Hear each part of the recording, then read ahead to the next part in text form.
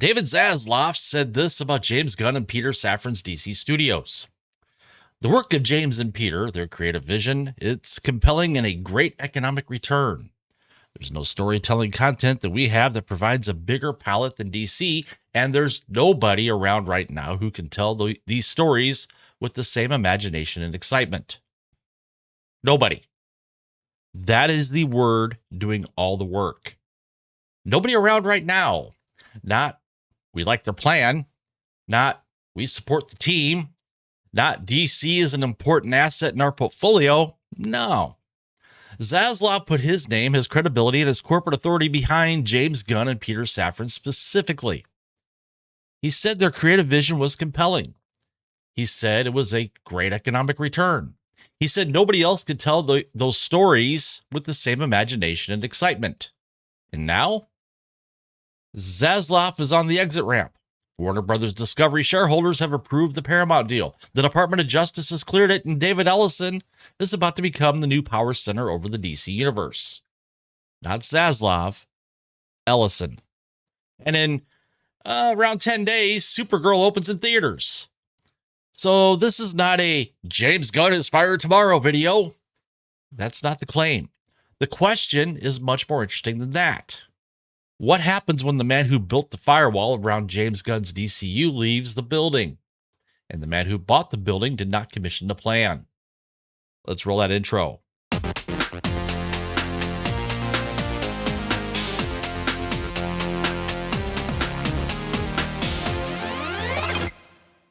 Welcome back to the Critical Nerd. Chris here, your humble host. And before we get into this, I need to make the usual disclaimer for the people who treat YouTube thumbnails like SEC filings. This is not a scoop. This is not me saying James Gunn is fired. This is not me saying David Ellison is walking into Warner Brothers with a giant cartoon stamp that says reset. Although at this point, I would respect the efficiency. This is a receipts forward breakdown of the structure because structures matter, contracts matter, corporate authority matters. And when a franchise is built around one executive's personal endorsement and that executive is on the way out, you do not need a rumor to ask the obvious question. You just need the paperwork. The paperwork says Zaslav hired Gunn and Safran. The paperwork says Gunn and Safran reported directly to Zaslav. The paperwork says Paramount is buying Warner Bros. Discovery. The paperwork says David Ellison is the incoming power center. And the release calendar says Supergirl is about to become the first major DCU movie to walk into theaters with the old boss on the exit ramp and the new boss already looking at the bill. So, let's walk through the receipts. First, we need to remember what Zaslav actually built, because it is very easy to talk about the DCU like it just appeared out of the sky one day, wearing trunks, carrying a dog, and arguing with people on threads. But that's not what happened. This was a Zaslav project. After the Discovery merger, Zaslav came into Warner Bros. Discovery with one very obvious problem. DC was a mess. The DCEU had become a cinematic escape room where every exit led to another reshoot. You had Batman over here, you had Joker over there, Aquaman is still technically alive, The Flash carrying the weight of a multiverse reset that ended up becoming one of the most expensive please clap moments in superhero history. And Henry Cavill's Superman was brought back, teased, celebrated, and then immediately escorted out of the building like he had parked in Zaslav's spot. So Zaslav wanted a Marvel-style structure. One studio, one plan, one creative direction. One team that could say, this is canon, this is not, this matters, that goes in the drawer, and please stop promising post-credit scenes for universes you have not budgeted yet. That is where James Gunn and Peter Safran come in. In October 2022, Gunn and Safran were named co-chairmen and CEOs of DC Studios. Not consultants, not just producers, not just creative voices. They were put in charge of the overall creative direction of the DC universe across film, television, and animation. And they reported directly to David Zaslav. That part matters, because in Hollywood, who you report to tells you who your protection is. Gunn and Safran were not buried under 6 committees, 3 studio chairs, a streaming executive, and a guy from Consumer Products asking if Batman can be more snackable. They reported to Zaslav. That was the firewall. That was the mandate. That was the shield. And then they pitched the big idea. an 8 to 10 year plan. Chapter 1, Gods and Monsters. Superman as a Foundation. Supergirl, Lanterns, Clayface, The Authority. Batman, eventually, someday, theoretically, possibly, after the script escapes whatever cave Warner Bros. Keeps Batman scripts in. And the first real test of that plan was Superman. Now, Superman didn't bomb. Some would argue it did, but it's an argument for online. And that matters. I know some people wanted it to bomb because YouTube loves a funeral. If there's one thing this platform enjoys more than a box office receipt, it is standing next to the box office receipt, wearing sunglasses and whispering, "I told you so." But Superman was not a funeral. It opened to about $125 million domestically. It finished with about $618 million worldwide. And the numbers lists its production budget at $225 million. So, no, that's not DC is saved forever, but it's also not bury the cape behind the Batgirl's tax write-off. Superman gave Gunn oxygen. It gave DC Studios a proof of concept. And it gave Zaslav something he desperately needed. A way to say, see, the reset worked. But one movie can buy you time. It cannot guarantee a decade, especially when the person who gave you the decade is now headed for the exit. And that brings us to the contract clock, because this is where the receipts stop being cute and start getting uncomfortable.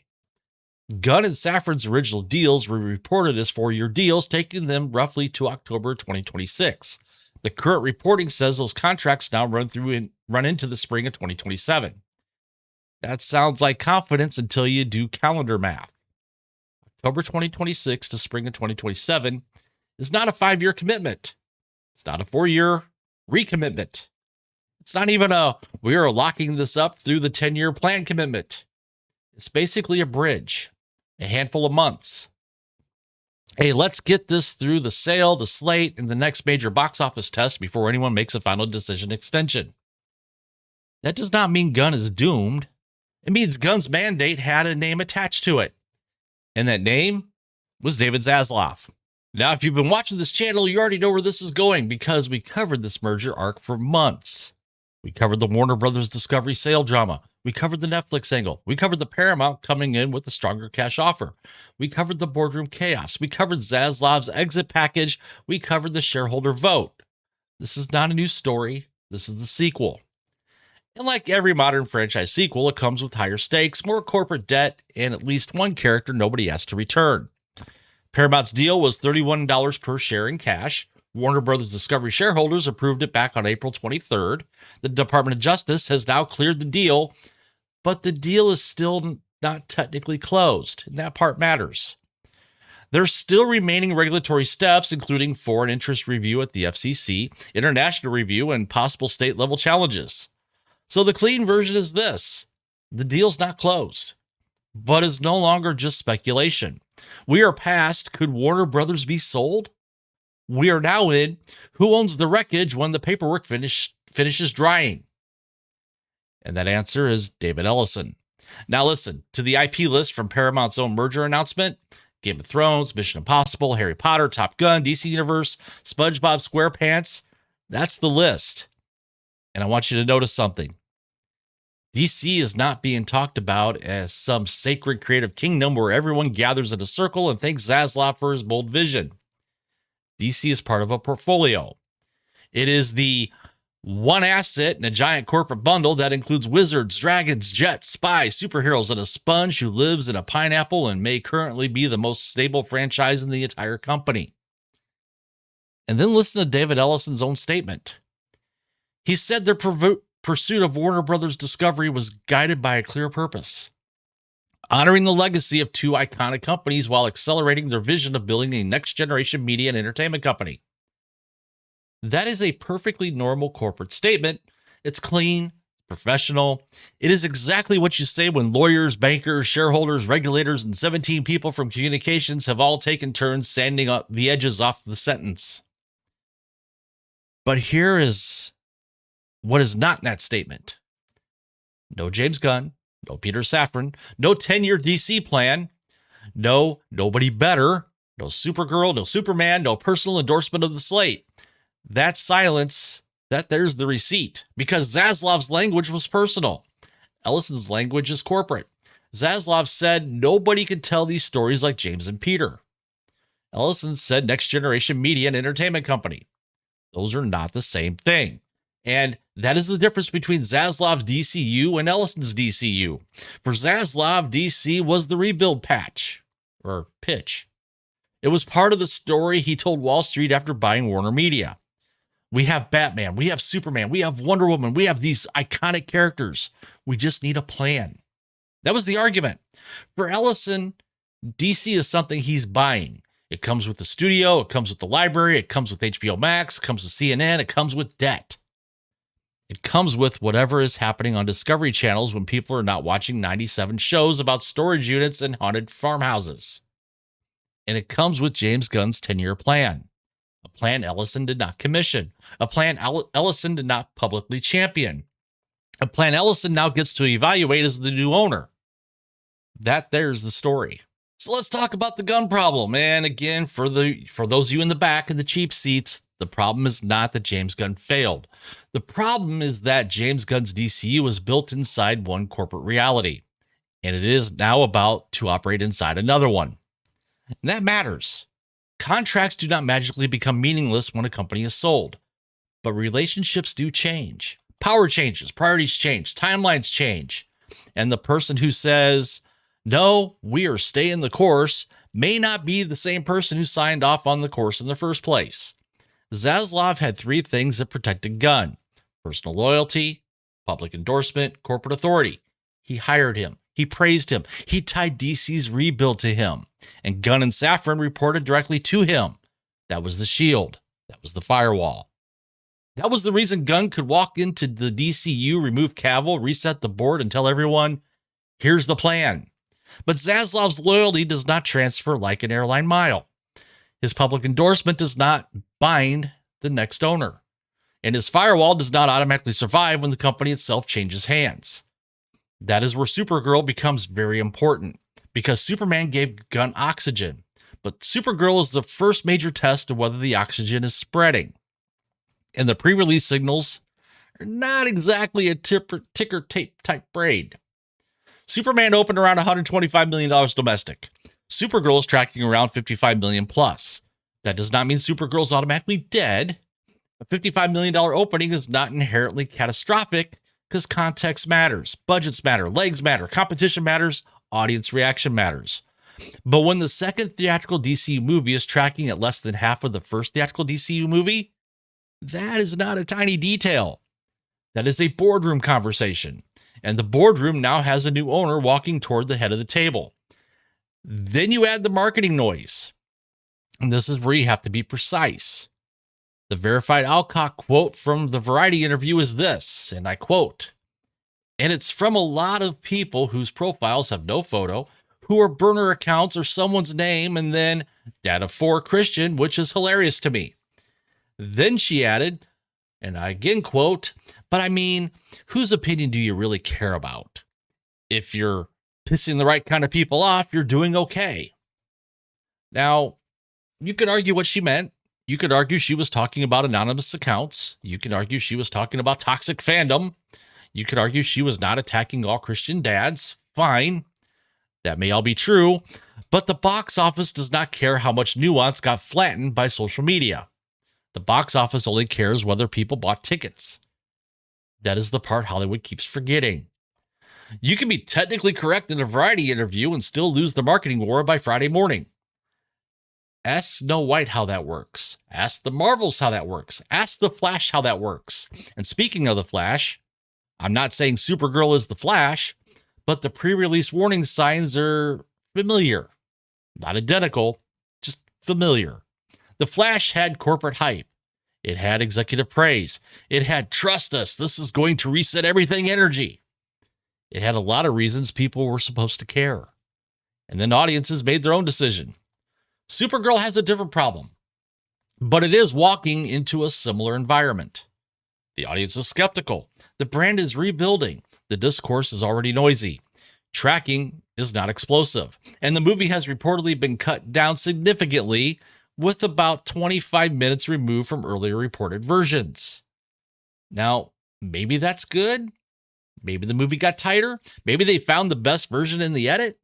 Maybe Supergirl comes out, reviews are strong, audiences show up, and this whole video becomes a timestamped reminder that tracking is not destiny. Great. A good DC movie is better for everyone. But the question for this video is not, could Supergirl be good? The question is, what happens if it's not big enough? What happens if it opens soft? What happens if the legs are weak? What happens if the new owner looks at Superman, then looks at Supergirl, then looks at the 2027 contract clock and says, okay, show me the plan again? Because that is the Gunn problem.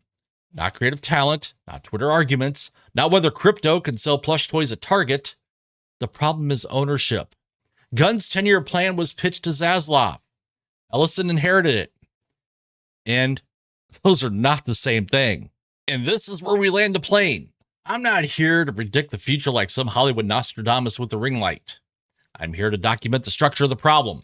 David Zaslav built the modern DCU around James Gunn and Peter Safran. He gave them authority. He gave them public cover. He gave them direct access. He gave them the long-term plan. Then Warner Bros. Agreed to sell Paramount. Shareholders approved it. DOJ cleared it. The deal is still moving through the rest of the process, but David Ellison is now the incoming power center. And Supergirl is about to open with tracking that does not look like Superman. Discourse that already looks messy, and a release calendar that's going to tell the new owner whether DC's second theatrical step is a confident stride or a stumble. That is the question. Not, is James Gunn fired? Not, is the DCU dead? Not, did Zaslav personally sneak out of Warner Brothers carrying the Batmobile in a briefcase? The question is, does Ellison look at the DCU as a plan to protect, a plan to modify, or a plan to reset? Because belief does not transfer automatically. Trust does not transfer automatically. Political capital does not transfer automatically.